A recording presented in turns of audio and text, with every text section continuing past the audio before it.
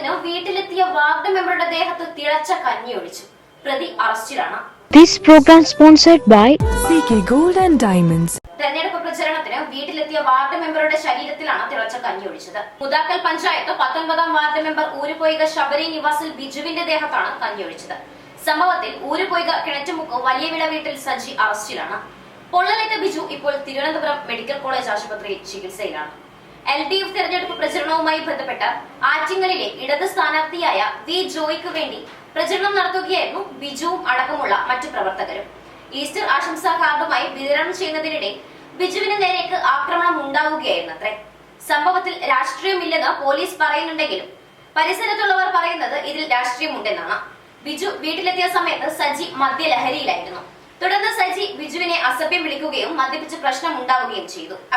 വീട്ടിൽ നിന്നും ബിജു ഇറങ്ങുന്ന സമയത്തായിരുന്നു സജി കഞ്ഞിയെടുത്ത് ദേഹത്തേക്ക് ഒഴിച്ചത്. ബിജു കൈകൊണ്ട് കലം തടുക്കുകയും തുടർന്ന് കലം തകർന്ന് തിളച്ച കഞ്ഞി ദേഹത്തേക്ക് വീണ് ദേഹമാസകലം പൊള്ളലേൽക്കുകയുമായിരുന്നു. ഉടൻ തന്നെ വലിയകുന്ന് താലൂക്ക് ആശുപത്രിയിലെത്തി ചികിത്സ തേടി.